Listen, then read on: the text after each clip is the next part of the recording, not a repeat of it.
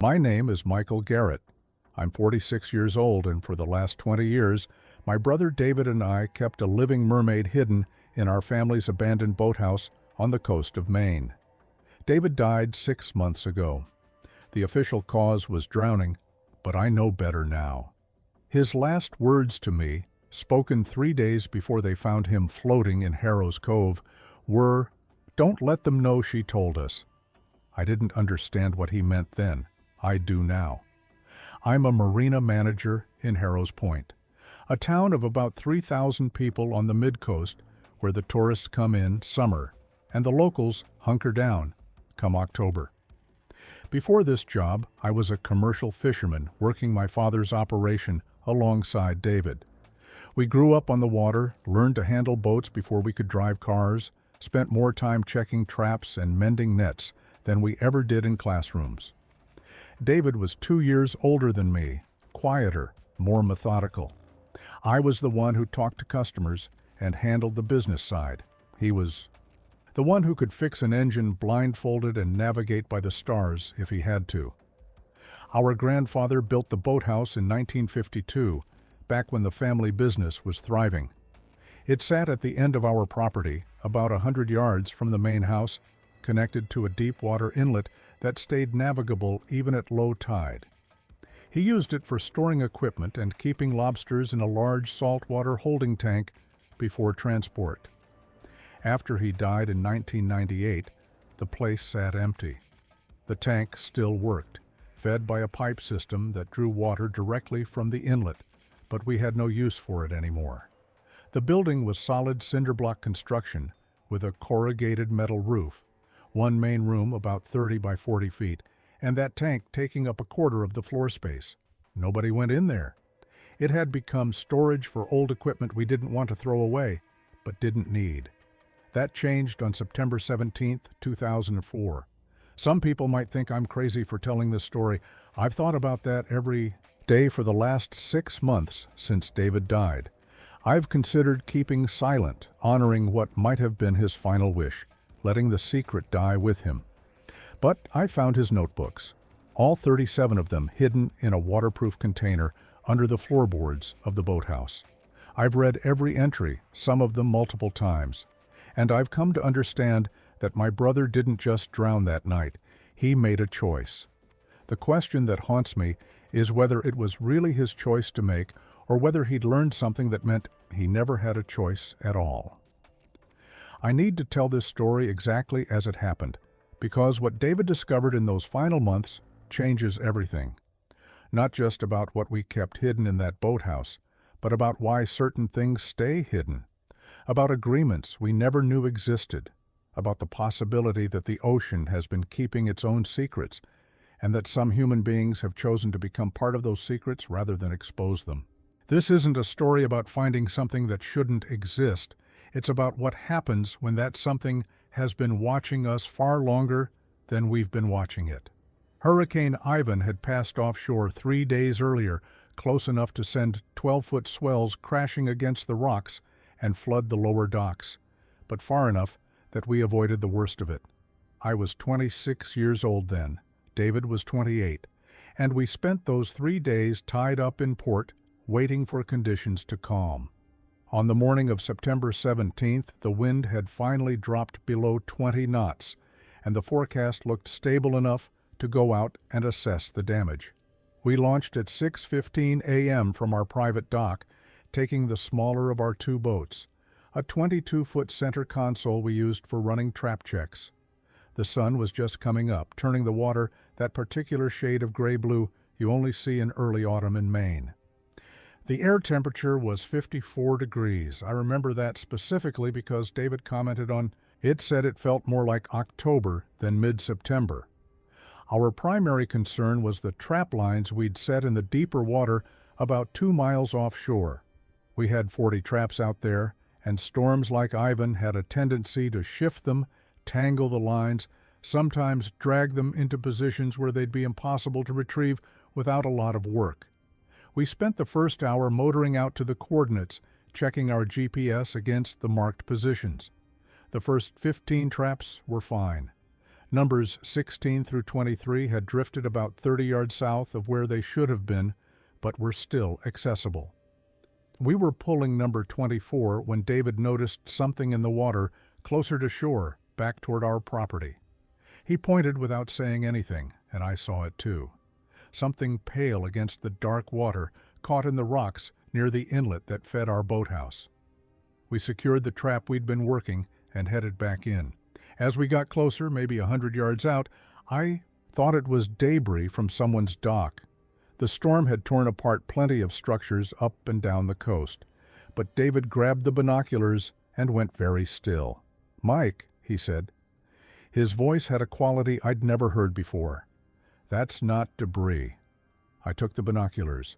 At first I saw what I expected to see, something pale, tangled in the remnants of a trap that must have broken loose during the storm. Then my brain started processing the details that didn't fit. The pale color wasn't painted wood or fiberglass. It was skin, human skin, and there was dark hair, a lot of it, floating in the current. "Someone drowned," I said. "We need to call the Coast Guard." David didn't respond. He'd already grabbed the gaff hook and was moving to the bow. We came up slowly, careful not to damage whoever it was with the prop. The water was about 8 feet deep there, clear enough that we could see down to the rocks. That's when I saw the rest of it. From the waist up, it looked exactly like a woman. Pale skin, human proportions, arms that were positioned as if she'd been trying to swim before whatever happened to her. But from the waist down, where there should have been legs, there was a tail. Not like anything I'd ever seen, even in movies. It wasn't the bright scales and flowing fins of the cartoons. It looked more like a seal's body, covered in short, dense fur-like covering that was dark gray with lighter patches, streamlined and powerful-looking, ending in horizontal flukes like a whale's tail. "Jesus Christ," I said. My hands were shaking. "What is that?" David was leaning over the gunwale, the gaff hook extended. "I don't know, but we need to get it into the boat. We need to call someone." "And tell them what, Mike? That we found a mermaid?" The word hung in the air between us. A mermaid. It was impossible, but I was looking right at it, floating in the water not 10 feet from our boat, tangled in trapline and clearly injured. There was blood in the water, not a lot, but enough to see it clouding around what I was now thinking of as her body. David hooked the trapline and started pulling it closer. "Help me," he said. I moved to the bow, still not quite believing what I was seeing. As we pulled her alongside the boat, I could make out more details. Her upper body was human in every way I could see. Arms, shoulders, what appeared to be breasts, though her chest was mostly obscured by her hair. Her face was turned away from us.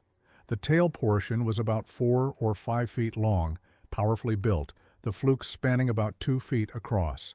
Then she moved. It was just a small movement, her right hand flexing slightly, but it was enough.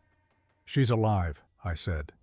David was already pulling her toward the stern, where we had a swim platform. "Grab her arms. We need to get her out of the water." What happened next took maybe 3 minutes, but felt like an hour.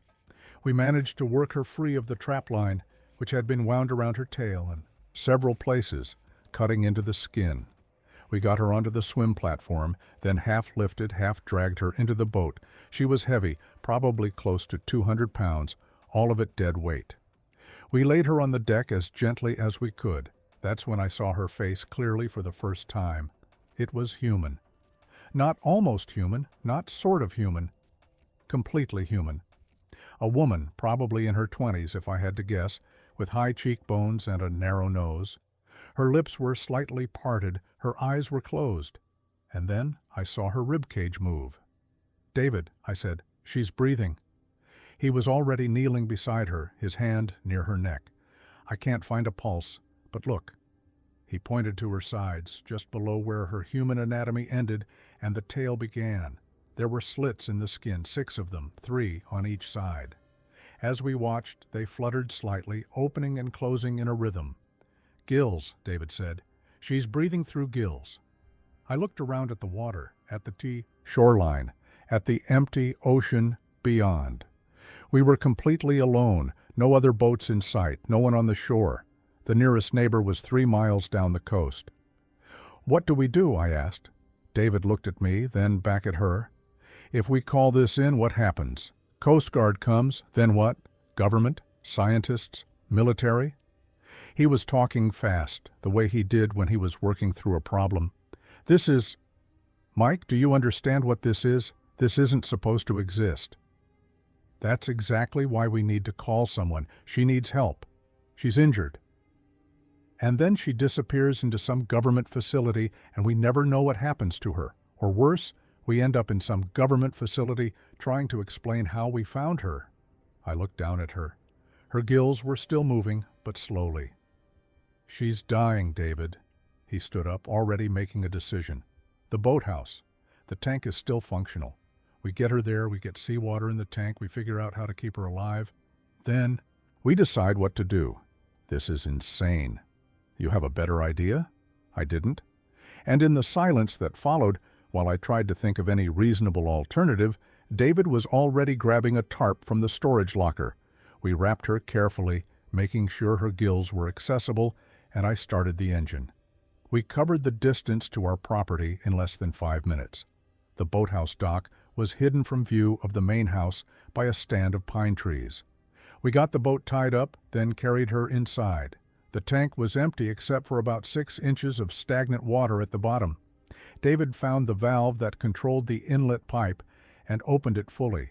Seawater began flooding in. "How long until it's full?" I asked.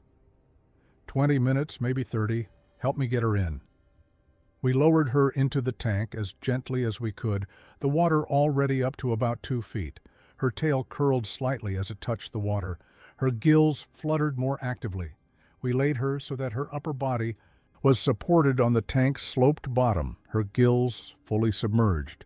And then we waited. The water rose slowly, filling the 12 by 8 foot tank.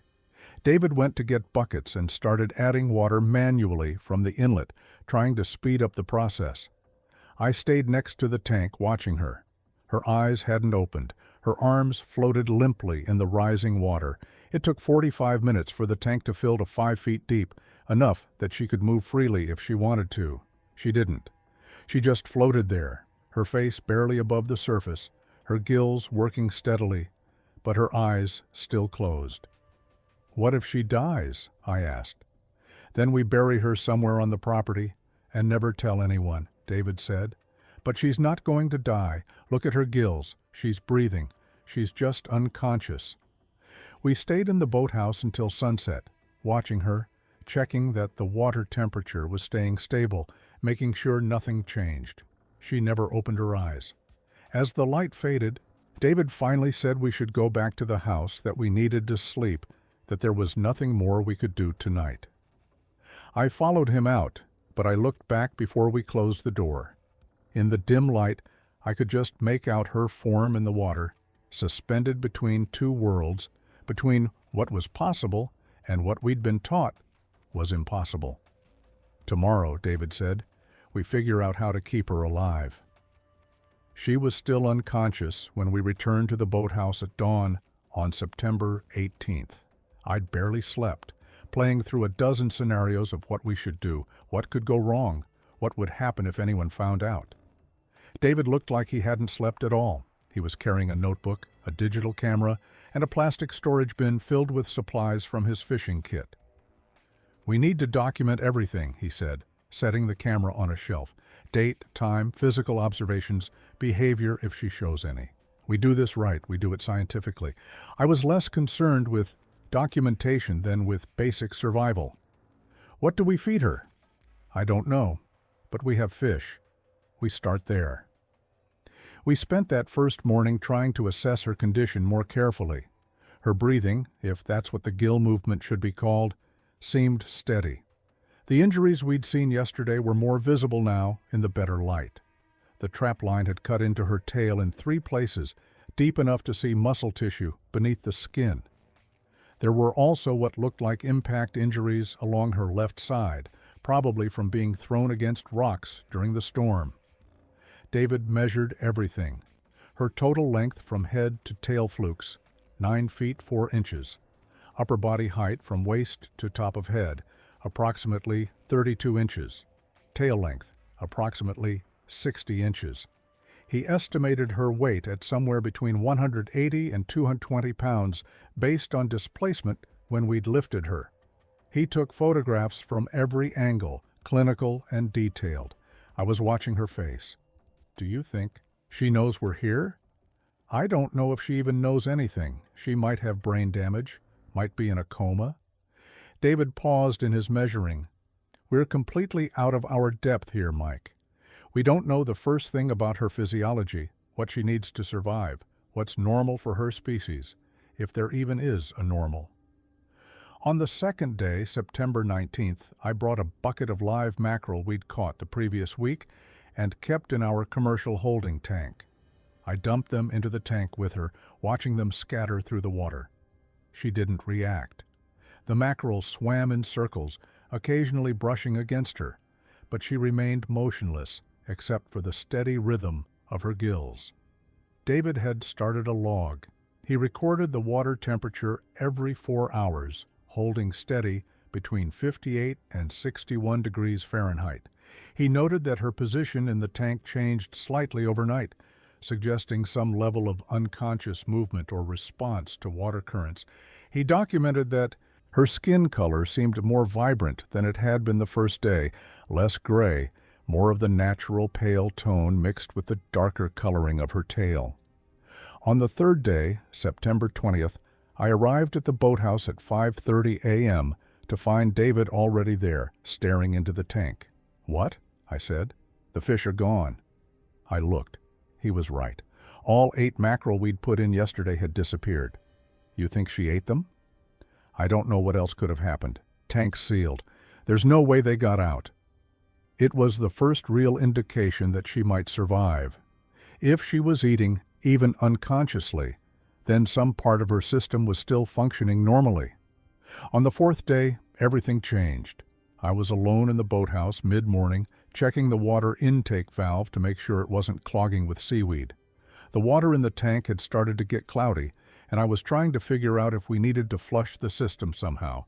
I had my back to the tank, focused on the valve. Mechanism, when I heard the water move. Not the gentle lapping that came from the inlet flow, but a sudden displacement, like something large had surfaced. I turned around.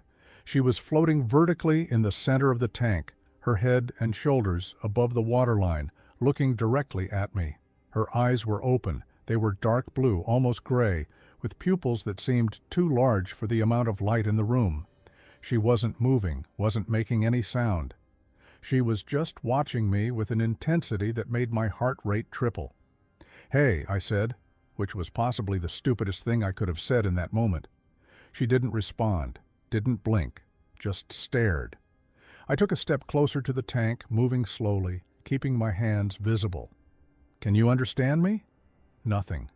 But her eyes tracked my movement. She was definitely conscious, definitely aware of my presence. "My name is Mike," I said. "We found you 3 days ago. You were hurt. We brought you here to help you." She tilted. Her head slightly, a movement so human it was unsettling. Then, without warning, she dropped below the surface and swam to the far corner of the tank.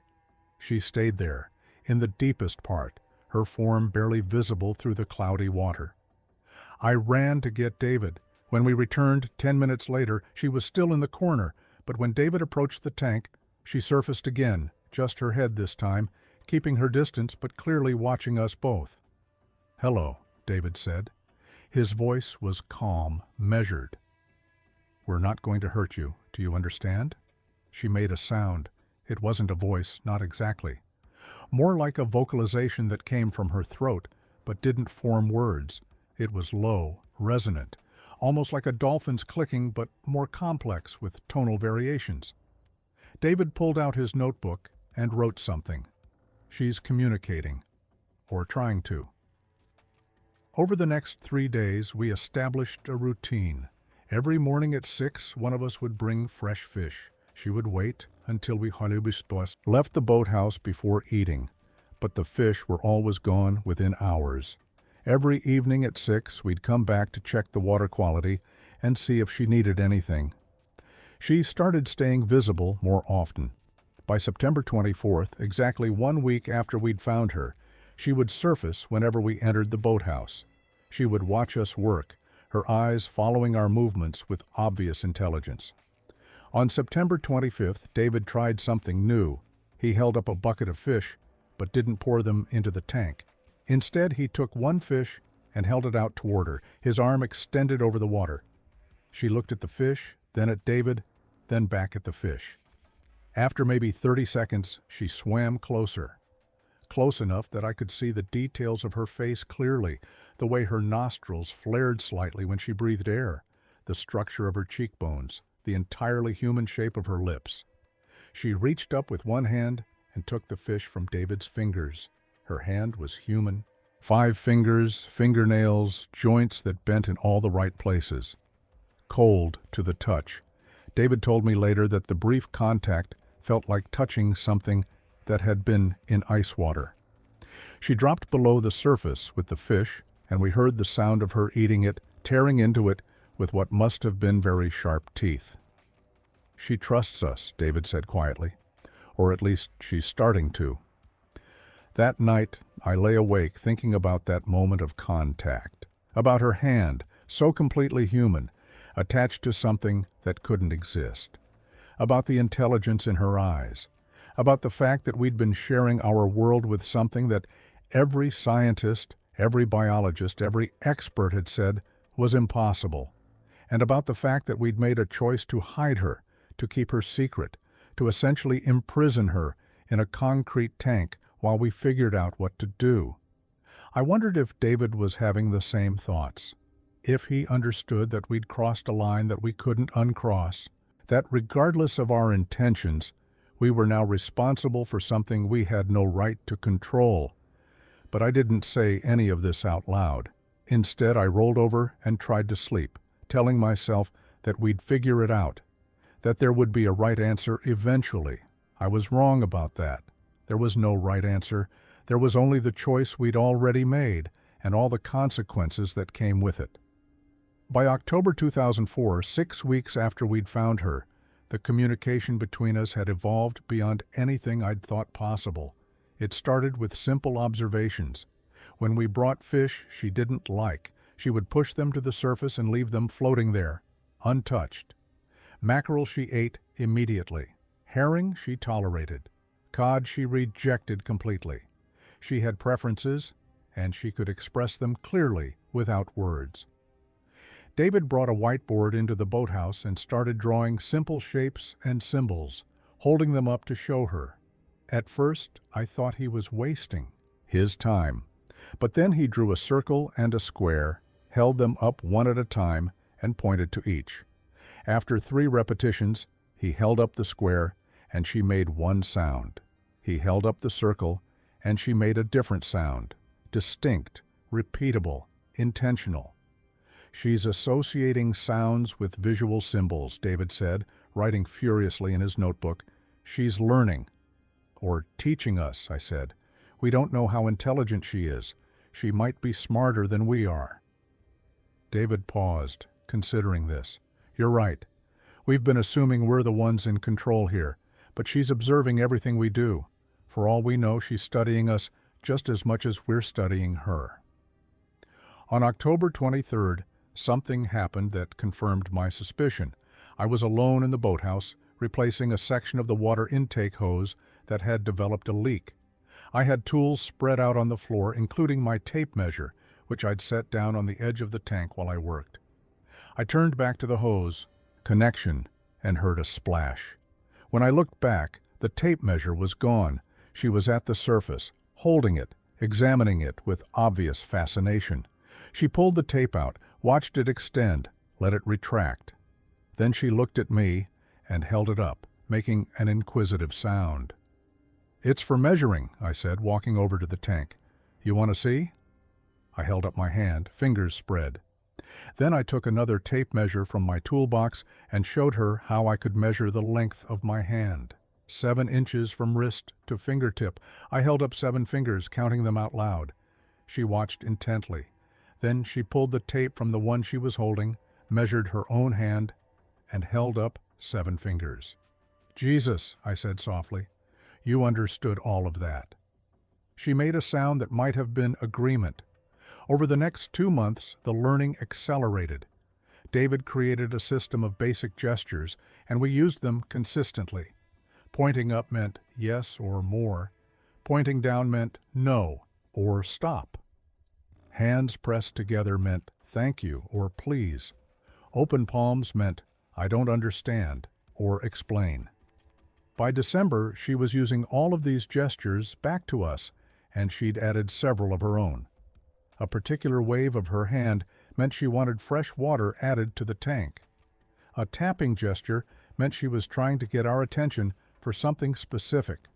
When she wanted us to leave so she could have privacy, she would turn her back to us and remain motionless until we left. The breakthrough came on December 19, 2004. David had been trying for weeks to understand her vocalizations, recording them on a tape recorder and playing them back at different speeds, trying to find patterns. That day, he brought in a children's book, one with simple pictures and words. He sat on the floor next to the tank and held up the book so she could see. It was a picture of the moon. "Moon," he said, pointing to the picture, then pointing out the small window of the boathouse to where the actual moon was rising in the evening sky. She surfaced immediately and made a sound. Not her usual vocalizations, but something different. She repeated it 3 times, the same pattern. David recorded it. "I think that's her word for moon." He turned the page, a picture of a fish. "Fish," he said, holding up one of the mackerel we'd brought for her dinner. Another sound, completely different from the first. She repeated it twice. We spent the next hour going through the book. By the end, David had recorded her words for moon, fish, water, rock, and what we thought might be her word for us, or humans. Each one was distinct, repeatable, consistent. "She has language," David said. He was sitting on the floor, his back against the tank, the notebook open on his lap.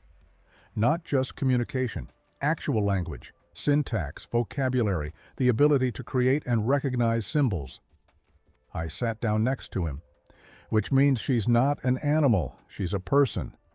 "A person we're keeping in a tank," David said quietly. Neither of us spoke for a while after that. The ethical implications of what we were doing had been growing heavier with each passing week. In the beginning, it had been about keeping her alive, protecting her from what we assumed would be invasive government interest. But now, watching her learn and communicate and demonstrate intelligence that was undeniably sophisticated, the justification felt thinner. "We have to let her go," I said. "Where?" David asked. "Back into the ocean where she nearly died? We don't know if there are others like her. We don't know if she has a family, a community, a home. For all we know, she was alone out there. And even if she wasn't, how do we know she can survive? The injuries are healed, but she's been in this tank for 3 months. What if she can't survive in open water anymore?" These were all valid questions, but they didn't change the fundamental problem. "So what do we do? Keep her here forever?" David didn't answer. "Immediately." Finally, he said, "We ask her." On December 28, 2004, we tried. David had prepared a series of drawings. The first showed a figure like her swimming in open water. The second showed her in the tank. The third showed her moving from the tank to open water. He held them up one at a time, then made the gesture for question. Hands turned up, slightly raised. She looked at each drawing carefully. Then she did something that changed everything.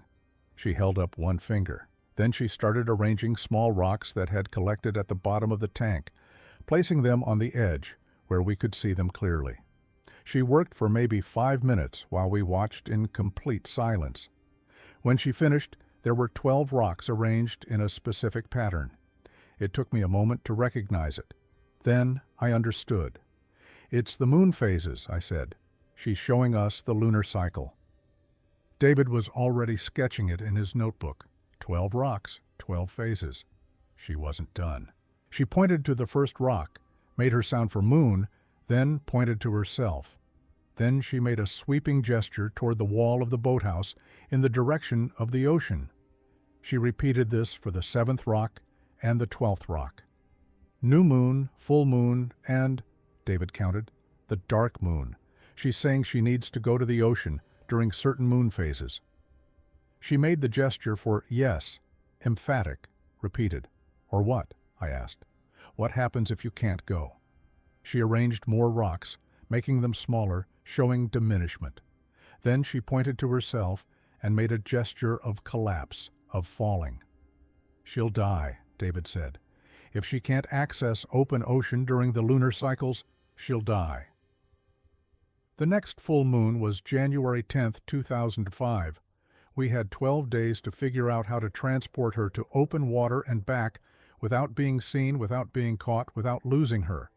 And we had to face the possibility that once we let her into the ocean, she might simply swim away and never return, that we might never see her again, never know if she survived, never learn any more about who or what she was. But we didn't have a choice. She'd told us what she needed, and we'd learned enough about her in those 4 months to understand that she wasn't asking. She was telling us the condition of her survival. On January 3rd, we started planning.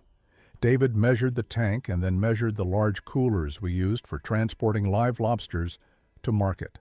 The biggest one, an industrial model that was 6 feet long and 3 feet deep, might work if we filled it with seawater and got her inside carefully.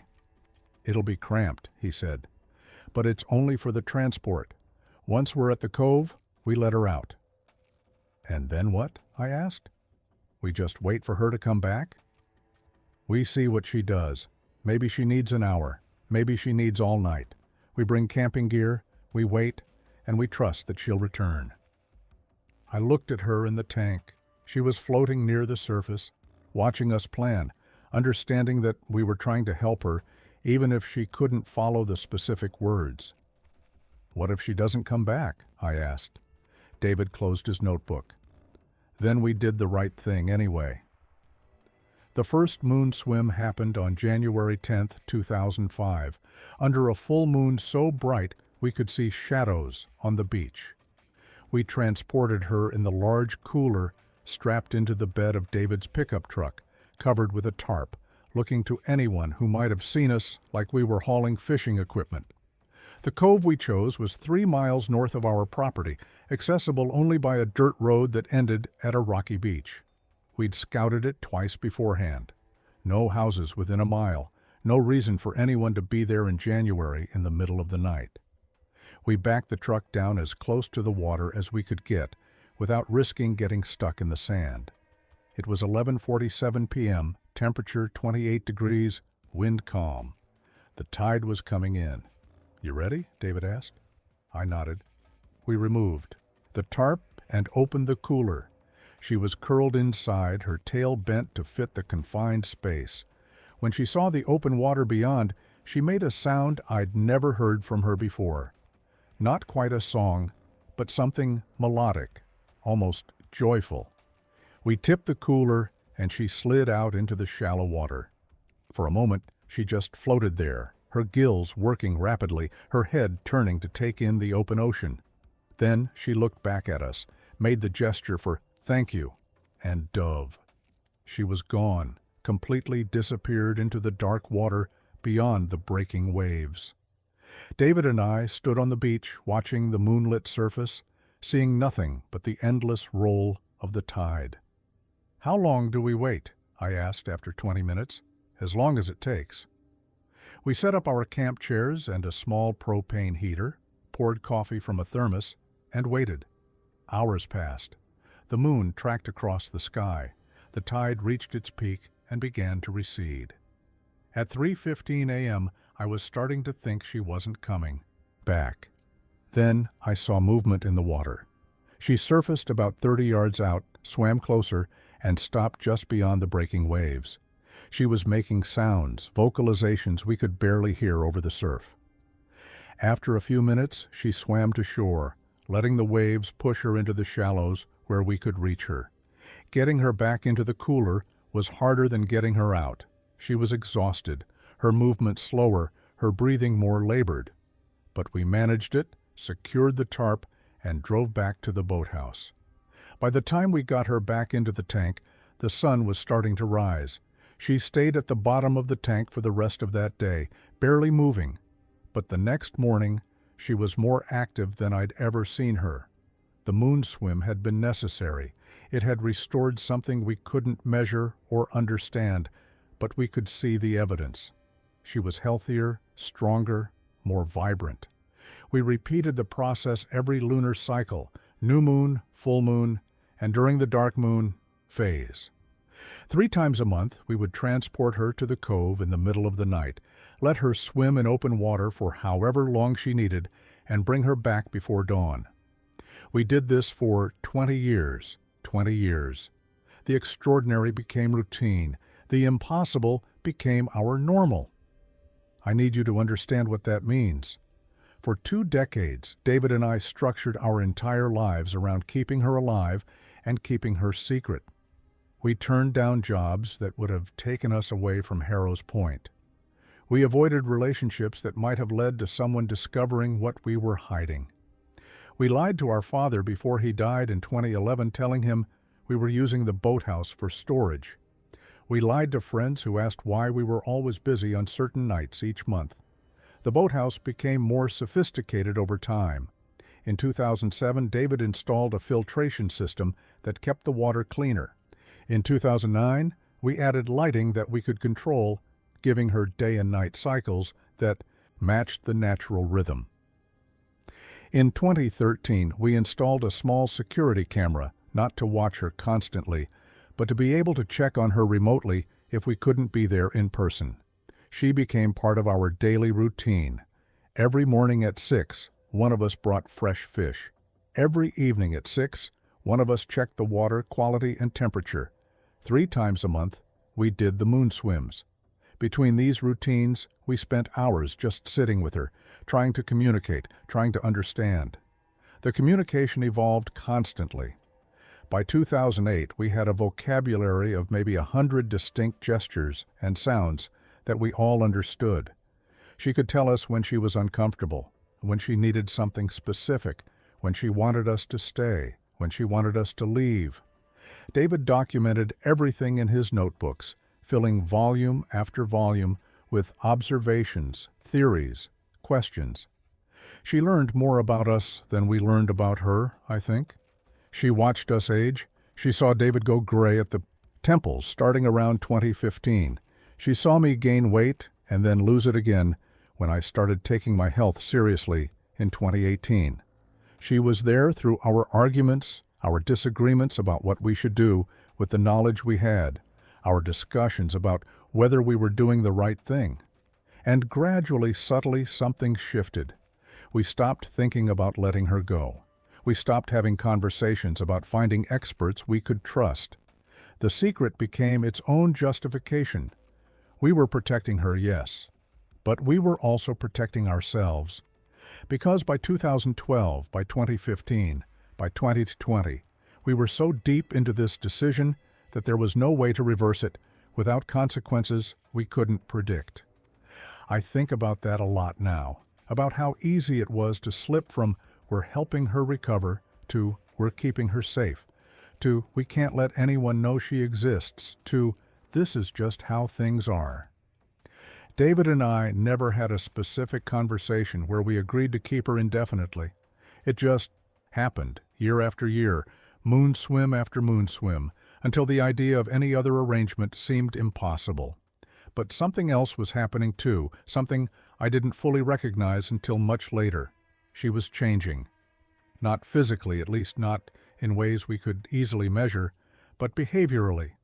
In the early years, she would spend most of her time at the bottom of the tank, conserved and still.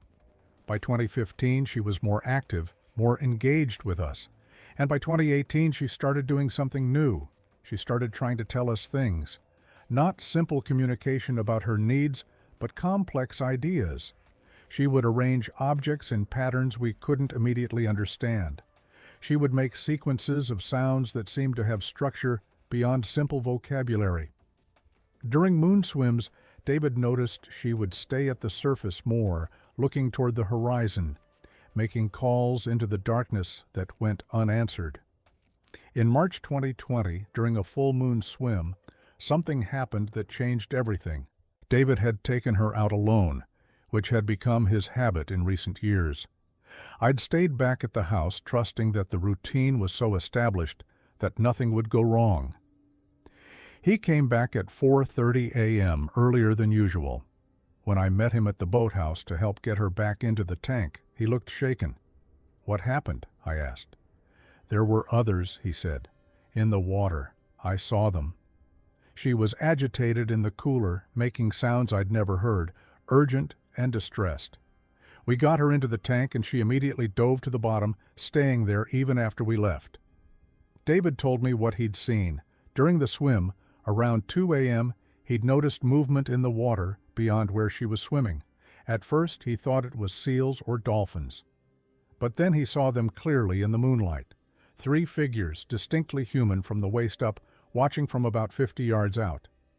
They stayed at the surface for maybe 30 seconds. Then they disappeared. "They were watching her," David said. "Or watching me? I don't know." "Her kind," I said. "They're real. There are more of them." "And now they know about us," David said. That was the beginning of everything that came after. Because the next night, she started trying to tell us something that we wouldn't understand for another 3 years. Something about her kind, about why they stayed hidden, about agreements and rules and consequences, about what happens to humans who learn too much. After David saw the others in the water, she became different, more urgent in her attempts to communicate. She would spend hours arranging objects on the edge of the tank in patterns we couldn't decipher. She would make the same sequence of sounds repeatedly, clearly frustrated when we didn't understand. In July 2020, David brought in a larger whiteboard and started drawing more complex images. He drew figures, like her in the water, then figures like us on land. He drew lines between them, then crossed out the lines. She watched intently, and then took the marker from him. She drew something that looked like a wall between the 2 worlds. Then she drew eyes on both sides of the wall, watching each other. "They know about us," David said. "They've always known." She made the gesture for yes, emphatic and repeated. Then she drew something else. Stick figures on our side of the wall, and arrows pointing from our side to theirs. She crossed out most of the arrows, but a few she left, and at the end of those arrows she drew the stick figures surrounded by her kind. "Some humans go to them," I said.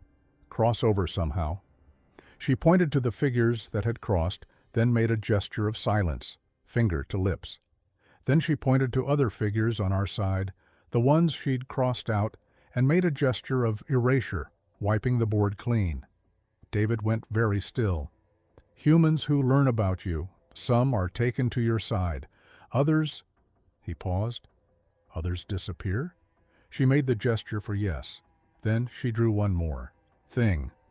A figure standing between both worlds, arms stretched out to both sides. She pointed to herself, then to us, then to this middle figure. "You're protecting us," I said, "by staying hidden, by not letting your kind know we understand." She touched her finger to her nose, the gesture we'd taught her for correct. Over the next 2 years, we began to piece together what she was trying to tell us. Her kind had been aware of humans for centuries, maybe longer. They had their own civilization, their own rules, their own territory in the deep ocean. And they had an agreement, something David started calling the Accord, because we didn't have a better term for it. The Accord was simple. Both species would pretend the other didn't exist. Humans would have the land and shallow waters. Her kind would have the deep ocean. Encounters would be rare, usually accidental, and when they happened, both sides would retreat. No contact, no communication, no acknowledgement. But there were enforcers, members of her kind who monitored the boundaries, who watched for humans who learned too much or tried to make contact. And there were consequences for breaking the accord. In October 2022, she showed us something that made the stakes clear. During a moon swim, she stayed close to shore instead of swimming out to the deep water. She kept pointing to the ocean, making distressed sounds. David waded in closer to her, and she grabbed his hand, something she'd never done before. She pulled him a few feet deeper until the water was up to his chest. Then she pointed down. David had brought a waterproof flashlight, and he turned it on, pointing it into the water beneath them. There was something on the seafloor, maybe 15 feet down. It looked like a stone marker, deliberately placed. David dove down to examine it closer, holding his breath. When he surfaced, he was breathing hard. "There are marks on it," he told me later, "carved symbols, and there was something wrapped around it. Looked like rope or kelp, but it was arranged deliberately, tied in knots." She had led him to a boundary marker, a sign that this territory was monitored, that her kind knew about this beach, this cove, these waters where we brought her every month. "They've been watching us," David said. "This whole time, 20 years of moon swims, and they've known." "Then why haven't they stopped us?" I asked. David looked at his notebooks, stacked on the shelf in the boathouse. 20 years of observations and questions. "I don't know. Maybe because of her. Maybe she's protecting us somehow." By early 2023, David had become obsessed with understanding the complete picture. He spent hours every day in the boathouse, trying different methods of communication, drawing increasingly complex diagrams, recording her sounds, and analyzing them on his laptop. He started talking about going public. "Carefully," he said, "finding scientists we could trust, people who would approach this ethically, who would want to understand rather than exploit." I refused. "We made a choice 20 years ago. We can't unmake it now." "We made that choice without understanding what it meant," David said. "She's been trying to warn us, Mike, for years. And I think I'm finally starting to understand what she's saying." "Which is what?" He opened his most recent notebook and showed me pages of sketches and notes. "Her kind doesn't hide from us because they're afraid of us. They hide because they don't want to have to respond to us. If humans knew they existed, really knew it with proof, everything would change. We'd want contact. We'd want access to their world. And they can't allow that. So they have a system. Humans who discover them accidentally and keep quiet are left alone. Humans who discover them and try to prove it or make contact, they're given a choice." "What choice?" "Join them or forget. Either you cross over completely, become part of their world, or they make you forget somehow. Take the memories, the evidence, make it like it never happened." I looked at her in the tank. She was floating near the surface, watching us with those intelligent eyes. "How do you know this?"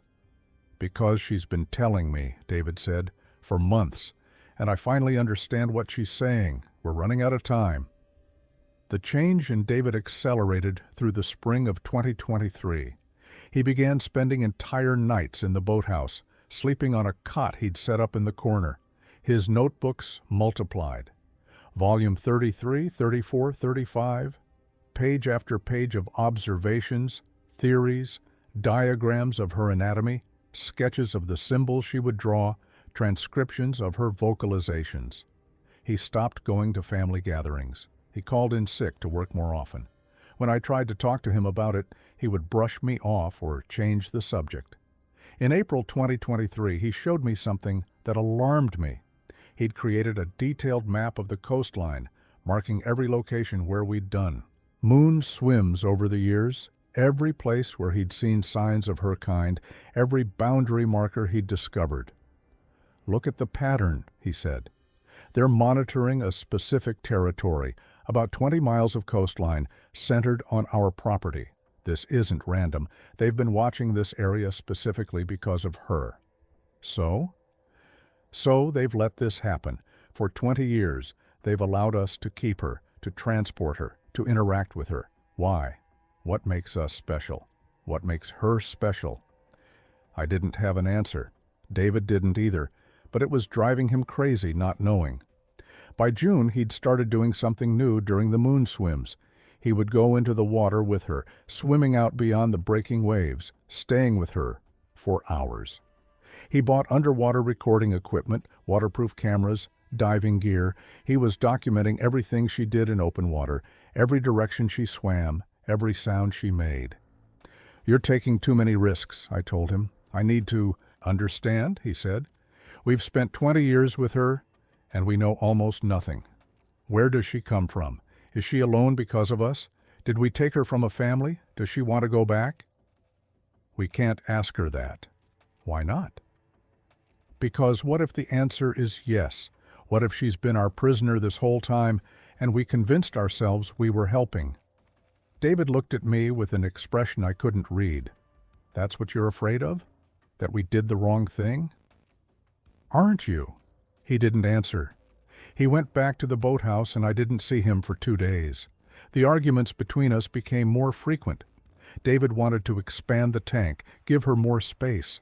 I said it would draw attention. David wanted to document everything on video, create a complete record. I said it was too dangerous. David wanted to try to find others like her, to see if we could reunite her with her kind. I said we had no right to interfere more than we already had. In August 2023, David stopped, consulting me about decisions. He installed new equipment in the boathouse without telling me. He changed the moon swim schedule without discussion. He started taking her out alone every time, refusing to let me come along. "You don't understand what I'm trying to do," he said when I confronted him. "Then explain it to me." "I'm trying to learn the truth about her kind, about why this has been allowed to happen. She's been trying to tell us something important for years, and I think I'm finally close to understanding it." "And then what? What do you do with that understanding?" He looked at me like I'd asked the stupidest question possible. "I document it. I preserve it. I make sure that if something happens to us, someone else will know." "That's exactly what you shouldn't do. She's been warning us that knowing too much is dangerous. Only if you go public with it. Only if you try to prove it to the world. But if we document it privately, create a record that could be found later." "No," I said. "Absolutely not." But David had already made up his mind. He spent September creating detailed records of everything, full anatomical measurements, video footage of her swimming, eating, communicating, audio recordings of all her vocalizations, technical diagrams of the tank systems we'd built, maps of the moon swim locations, everything that would be needed for someone to understand what we'd done and what we'd learned. On September 30th, 2023, he told me he'd made contact. "With who?" I asked. "Them. Her kind. During the last moon swim. I went deeper into the water than usual, and they were there. 4 of them. They let me see them clearly. They wanted me to know they were there. And they didn't stop me. They didn't hurt me. They just watched. I think they're waiting for something." "For what?" David's expression was strange, excited, but also frightened. "I think they're waiting to see what we'll do, what choice we'll make." "What choice?" He didn't answer directly. Instead, he said, "If something happens to me, the notebooks are under the floorboards in the boathouse. You need to know where they are." "Nothing's going to happen to you. Just promise me you'll remember. Under the floorboards, all 37 volumes." I promised, but I didn't understand why he was being so dramatic.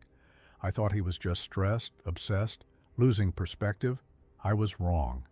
March 14th, 2023. Full moon. David told me he was doing a routine moon swim, same as we'd done 100 times before. He left the house at 11:30 p.m., alone as usual. He'd been going solo for months, and I'd stopped arguing about it. I was home, watching television, not thinking anything was wrong. At 3:47 a.m., my phone rang. It was Jack Morrison, the night harbor master. "Mike, we've got a situation. Your brother's truck is at the boat launch, engine running, door open, phone and wallet inside. Have you heard from him?" I was at the launch in 10 minutes. David's truck was exactly as Jack described. The keys in the ignition, headlights still on, his cell phone on the passenger seat. The large cooler we used for transporting her was in the truck bed, but it was empty.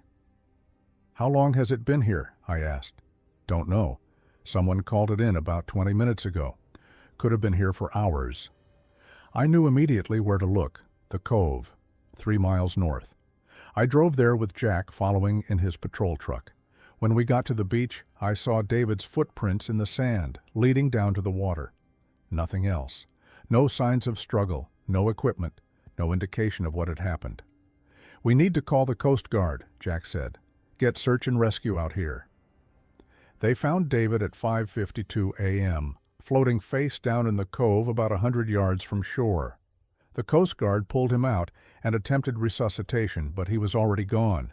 The medical examiner estimated he'd been in the water for at least 2 hours. The official investigation concluded drowning, possibly due to a cardiac event or stroke while swimming. David was 48, in decent health, no history of heart problems.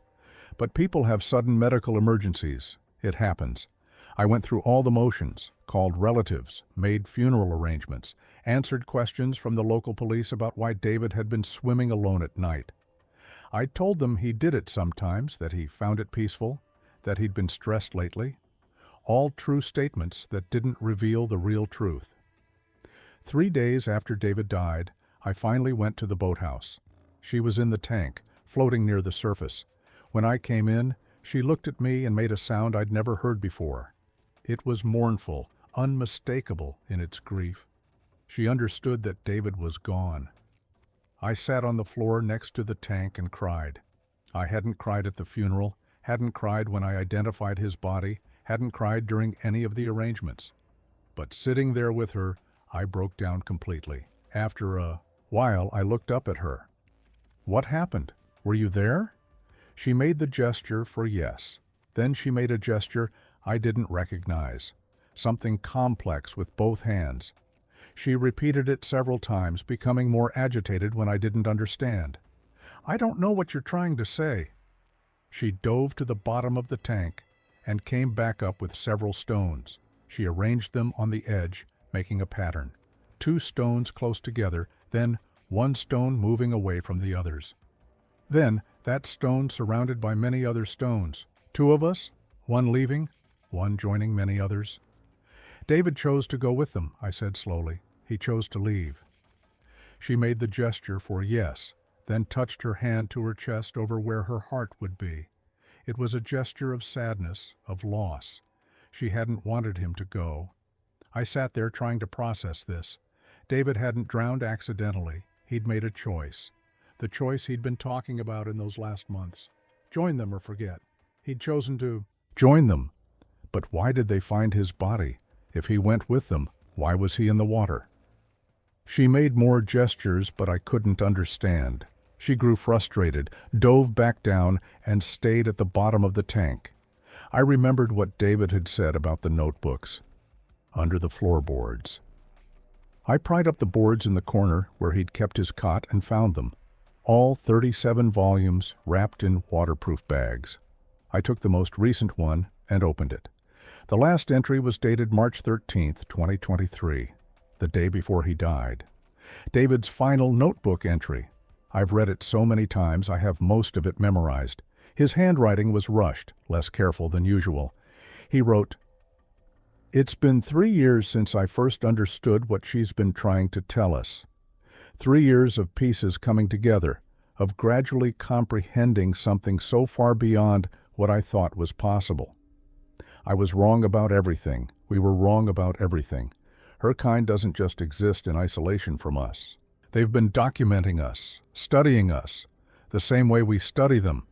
But they've been doing it for far longer, far more systematically. They maintain records of human civilization going back centuries, maybe millennia. They watch our coastal communities. They observe our fishing patterns, our naval movements, our pollution, our wars. They know more about us than we know about ourselves, and they've been hiding deliberately, not because they're afraid of us, but because discovery would require response. The Accord isn't a treaty between equal parties. It's a containment protocol.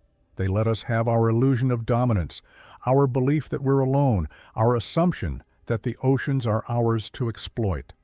Because the alternative is confrontation, and confrontation would force them to reveal capabilities we can't imagine. She told me this. It took months to understand, but she told me. They have technology, not like ours, but advanced in ways we haven't considered. They have communities in the deep ocean that have existed longer than our oldest cities. They have a population we've never detected because they don't want to be detected. And they have a system for dealing with humans who learn too much. Some humans are taken, not killed, not captured, but recruited. Humans who demonstrate the capacity to understand, who show respect rather than exploitation. They're given a choice: join them or have the knowledge removed. Those who join are integrated into their society. They learn to breathe underwater through methods I don't fully understand. They become part of something larger, something hidden from the rest of humanity. Those who refuse to join but know too much are handled differently. The memories are altered somehow. Neurological intervention, maybe. Chemical, biological, I don't know. But they forget. The evidence disappears. The person returns to their life with gaps they can't explain. And rarely, very rarely, humans who pose too much of a threat simply disappear. No body, no evidence, no trace. The ocean takes them. She's been protecting Mike and me by keeping us ignorant of the specifics, by not letting her kind know we understand the broader picture. But they know now. They've been watching our moon swims for years. They've been monitoring how much we're learning, how much we're documenting. Last night, during the swim, they came close enough for me to see them clearly, 6 of them surrounding her while she swam. They didn't threaten me, they just watched. But the message was clear. We've reached a decision point. Tonight is another full moon swim. I'm going to try something. I'm going to go deeper into the water. I'm going to let them approach me. And I'm going to show them that I understand what they're offering. I think I want to go with them. I know how this sounds. I know Mike will think I've lost my mind. But I've spent 20 years learning about a world we're not supposed to know exists. I've watched her adapt to captivity because we made the choice to keep her hidden. And I've come to understand that we're not the observers in this situation. We're the observed. If I don't come back, Mike needs to know. She's been protecting us this whole time. The only reason we've survived this knowledge is because of her. But that protection has limits. He needs to let her go. He needs to destroy these notebooks like I should have done years ago. He needs to forget. But I can't forget. I don't want to forget. I want to see what's down there. I want to understand what we've been missing. I want to be part of something larger than this half-life we've been living. They're coming for me tomorrow night, she told me. She made me understand that this is my choice to make. Stay here and have the memories taken, or go with them and leave everything behind. I'm choosing to go. I'm sorry, Mike. I'm sorry to leave you with this burden. But I have to know. I have to see. If you're reading this, I'm already gone. Please, let her go. Return her to the ocean and walk away. Don't try to find me. Don't try to understand more than you already do. The secret isn't that they exist. The secret is what they know about us, why they hide. They're not afraid of being discovered. They're afraid of having to respond when we discover them. And that response, I don't think we want to see what that looks like. The Accord exists for our protection, not theirs. Remember that. The entry ended there. No signature, no final thoughts, just those words and the date. I sat in the boathouse reading it over and over, trying to understand. David had chosen to leave. He'd walked into the ocean and joined them. The body the Coast Guard found must have been... what? A substitute? Something they created to satisfy the investigation? I looked at her. She was floating at the surface, watching me read. He wanted this, I said. He chose it. She made the gesture for yes. But her expression, if something with her features could have an expression, was sad. And now what happens to me? Do they come for me too? She made a complex series of gestures. Stay quiet. Forget. Let go. She was telling me the same thing David had written. destroy the evidence, release her, pretend none of it happened. But I couldn't. I can't.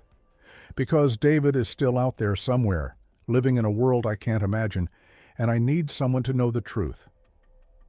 I found her tank empty on March 20th, 2023, 6 days after David's funeral.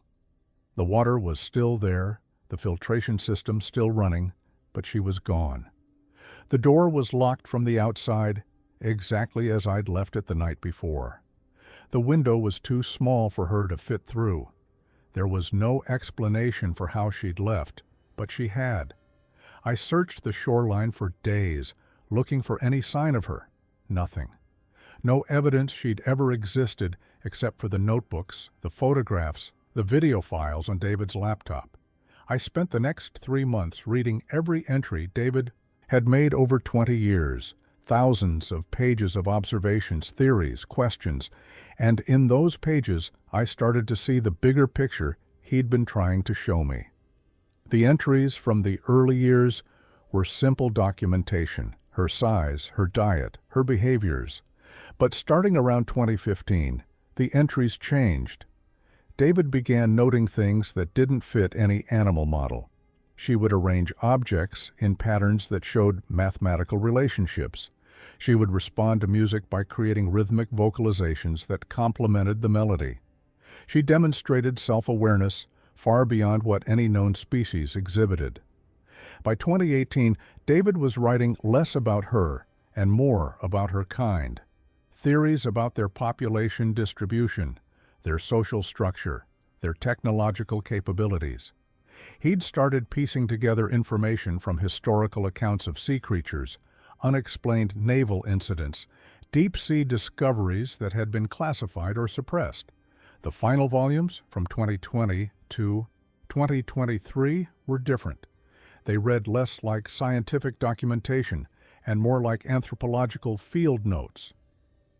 David was describing a civilization, not scattered individuals, but an organized society with its own rules, territories, and methods of enforcing those rules.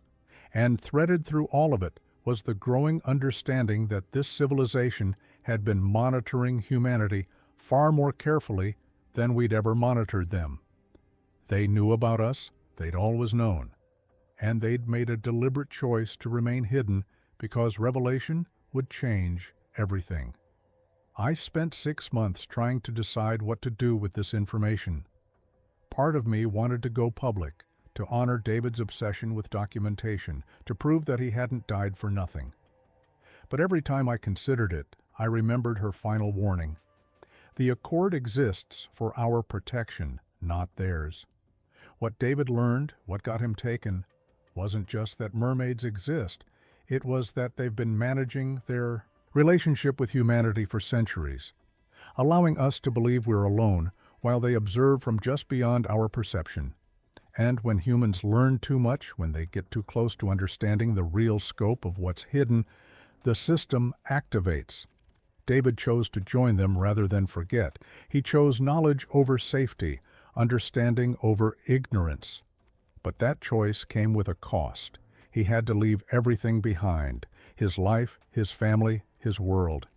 He exists now somewhere in the ocean, living with them, learning their secrets, but he's not coming back. I'm telling this story because I need someone else to know what happened.